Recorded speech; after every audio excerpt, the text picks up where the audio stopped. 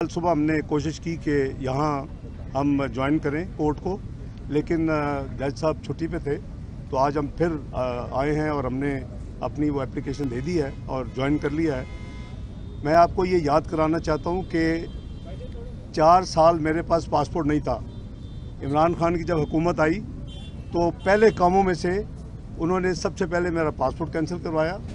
उसके बाद मुझे पासपोर्ट कंट्रोल लिस्ट में डाला और दुनिया भर में पाकिस्तान की एम्बेसीज और हाई कमीशंस को यानी ये इतला की गई कि इसहाक डार कहीं से भी पासपोर्ट अप्लाई करे तो उसको नहीं देना। ये एक हकीकत है। नंबर 2, नई हुकूमत आई, उन्होंने मुझे पासपोर्ट इशू किया। मुझे 2-2.5 महीने पहले मुझे जब पासपोर्ट मिला उसके बाद मैंने प्लान किया और ये केस जो मेरा है वो फेक केस है।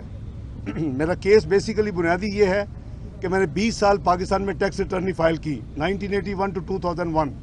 मैंने कभी ज़िंदगी में 20 मिनट टैक्स रिटर्न फाइल करने में डिले नहीं की, मोर देन 40 ईयर्स।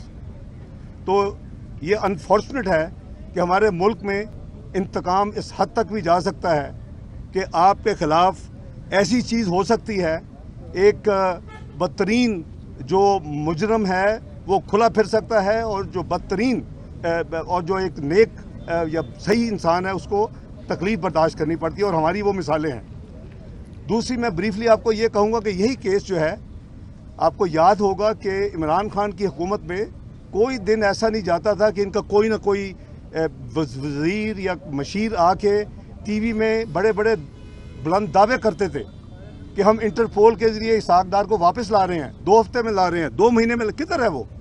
क्योंकि यही केस वहाँ गया, मैंने वो रिटर्न सारी वहाँ प्रूफ भेज दिए, उन्होंने इमरान खान की हुकूमत के मुंह पे तमाशा मारा और मुझे वापस भेजा कि आपके खिलाफ कुछ नहीं है।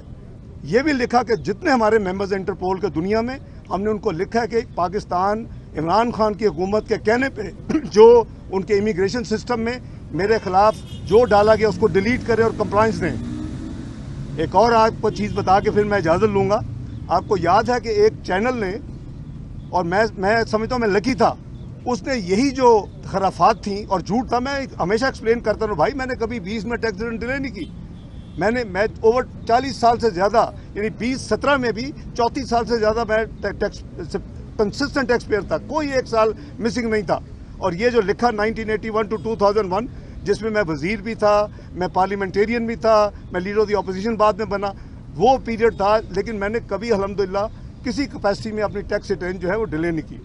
तो मैंने उस चैनल ने, उसकी बदकिस्मती पाकिस्तानी चैनल ने वहाँ वो एयर कर दी ये सारी चीज़ें। मैं उनको हाई कोर्ट यूके में लेके गया, उन्होंने माफ़ी मांगी, यहाँ उनका पड़ा हुआ है, मौजूद है, मैं नाम नहीं लेता उनका। 3 करोड़ रुपए मुझे हर्जाना उन्होंने अदा किया और मैंने वो वकीलों की फ़ीसों के अलावा सारा जो पैसा था मैंने गरीबों के डायलिसिस के लिए मैंने वो यानी डोनेशन दे दी और मैंने उस पैसे को हाथ नहीं लगाया। पता नहीं इनको इंटरेक्ट स्वाब होगा कि नहीं होगा, मुझे तो होगा क्योंकि मेरा तो लेजिटिम मेरे पैसे थे।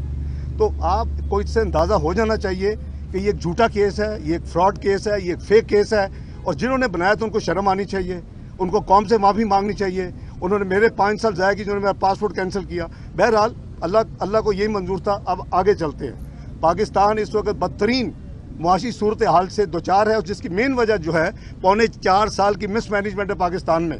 इमरान खान हुकूमत इसको उस जगह पे ले गई, वो जो उन्होंने कहा ना कि हमारी हुकूमत से इसके ऊपर एटम बम गिरा दिया जाए, वो बिल्कुल इसी पे यकीन रखते, और उन्होंने इस मुल्क का वो बुरा हाल किया है, वो बुरा हशर किया कि मैं समझता हूँ कि दुश्मन भी नहीं पाकिस्तान के साथ कर सकता।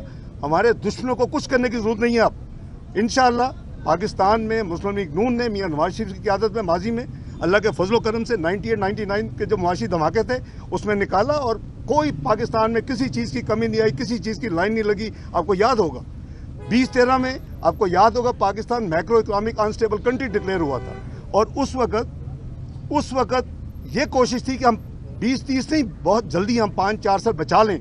अगर पाकिस्तान उसी डगर पे चलता तो मैं समझता हूँ कि जो पाकिस्तान दुनिया की 18वीं मईशत बनने जा रहा था और इटली और कनाडा की मईशतें पीछे होनी थी, वो शायद 20, 25, 26 तक बन जाता। लेकिन फिर वही ड्रामे, पनामा के दूसरे किस्म के जो ड्रामे होते हैं, मुल्क को बहुत हैवी कॉस्ट कर दे। खुदा के लिए बस कर दे, पाकिस्तान को आगे जाने दें। वरना मैं 3 दफ़ा पहले फाइनेंस मिनिस्टर रह चुका हूँ। مجھے جب چوتھی دفعہ آفر کیا کہ میں آؤں میں فائنانس منسٹری سنبھالوں تو میرے اوپر کو نئے سرخاب کے پانی لگ جائے. اللہ کا شکر ہے, اللہ کا جتنا میں شکر ادا کروں کم ہے کہ چوتھی دفعہ مجھے یہ اللہ تعالیٰ نے اپنے عوام کی اپنی مخلوق کی خدمت کے لیے چنا ہے. اور مسلم لیگ نون کی قیادت نے, میاں نواز شریف نے, میاں شہباز شریف نے مجھے یہ آفر کیا کہ آپ آئیں اور آپ اس ذمہ داری کو سنبھالیں. آپ دعا کریں کہ ہم سب کا ملک ہے, ہم سب کی یہ ذمہ داری ہے کہ ہم ملکی مفاد کے خلاف بالکل کام نہ کریں. ہم جو بھی ہو, جتنی سیاست کو دبا دیں, اس کو دفن کر دیں جو گھٹیا سیاست ہے.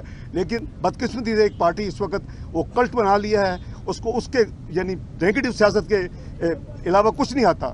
تو اور بڑے بڑے بولتے تکبر. کل بھی کہا کہ یہ تو نہیں روک سے, میں گرا کے دیکھو. او بھائی, اللہ نے گرائے, اللہ نے تمہیں آلریڈی گرا دیا, ابھی معافی مانگ لو اللہ سے, آگے دیکھو کتنی جلدی اور تم نے گرنا ہے ابھی. تو بہرحال وہ ہم بات چھوڑتے ہیں. تو میری گزارش یہ ہے کہ جی جو مقصد ہے آنے کا, وہ پاسپورٹ ملا ہے تو میں آ سکا ہوں. اور وہ PMLN کی حکومت کو کریڈٹ جاتا ہے کہ جی کوئی آپ دنیا میں نہیں روک سکتے پاسپورٹ. مانے کا گاندھی کا انٹرنیشنل کورٹ ہوتا ہے, ہیومن رائٹس کی خلاف ورزی ہے کہ اگر کسی کا پاسپورٹ آپ اس سے بیسک رائٹ ٹو ٹریول. تو یہ سارا انلیگل کام ہوتے رہے ہیں. پہلے فیک کیس بنایا, پھر میرا پاسپورٹ کینسل کر دیا. ویسے کہتے تھے آئیں لیکن پاسپورٹ نہیں دینا. بھائی میں کسی آپ کے پاسپورٹ میں آؤں. بہرحال اللہ کا شکر ہے, اللہ نے مجھے, میں جتنا شکر ادا کروں کم ہے کہ میں اپنے ملک میں واپس آیا ہوں. اور یہ فارمیلٹی جو تھی, یہ کیس جیسے میں نے کہا فیک کیس ہے, یہ 10 منٹ کا کیس ہے, اس کو ہوا میں اڑ جانا چاہیے تھا اب تک. بہرحال انشاءاللہ اس کا بھی ہر چیز کا اللہ تعالیٰ کی طرف سے وقت مقرر ہے, انشاءاللہ بڑی جلدی.